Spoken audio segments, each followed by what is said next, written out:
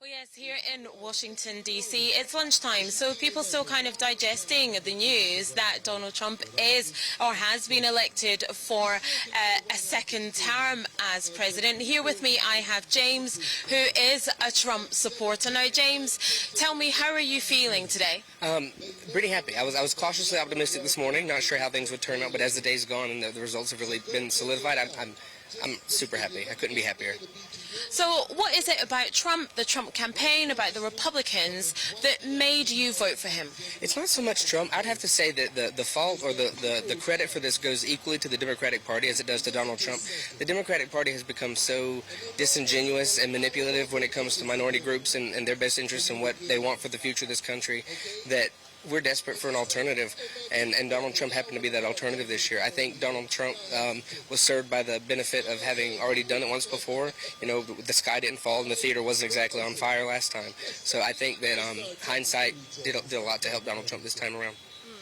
What do you think it is about the Harris-Walz campaign that didn't necessarily cut through? I mean, it didn't appeal to you quite clearly. So what do you think it is about that campaign that didn't appeal to other people as well? Kamala Harris has never been appealing. I came into my own in politics in California, where she's been an established figure for some years, and we all know how she got where she got, and there's news articles of it from California Contemporary at the time that say she may have slept her way to the top. So that doesn't ring true to women who work their way to the top, the people who she claims to represent, who have fought to get where we're at, and someone who can come in and use their I know she claims to be from the middle class. She comes from a very wealthy background, so she's just been very disingenuous with the people, and I feel like really the way she's tailored this message, she felt like she was entitled to the votes of certain demographics, and that's just not how politics work.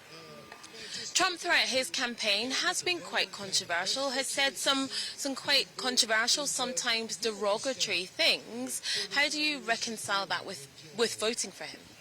I think we made a mistake in American politics over the last few years of thinking that the presidency is supposed to be a popularity contest or that it's some high school yearbook superlative. It's a job with a very distinct job description, and I don't care if the president is someone that I would look up to or a role model for my children. I want him to be able to do the job and do it well, and me be able to sleep well at night knowing that that's happening.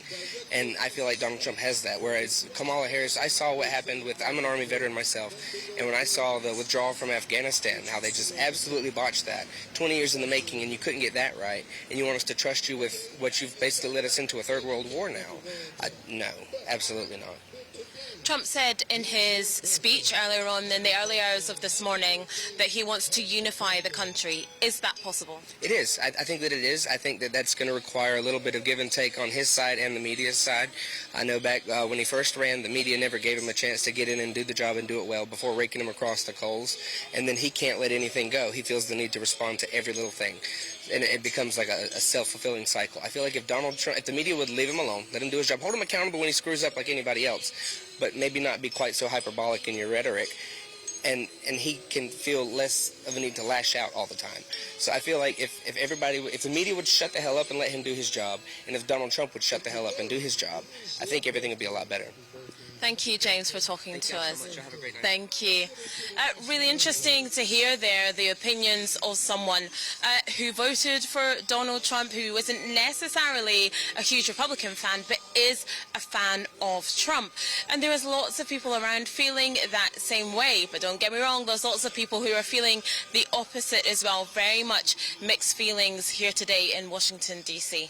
Well, it is mixed feelings here in Lagos as well, as that has become the conversation on desks and water coolers around Nigeria. But thank you very much, Afia.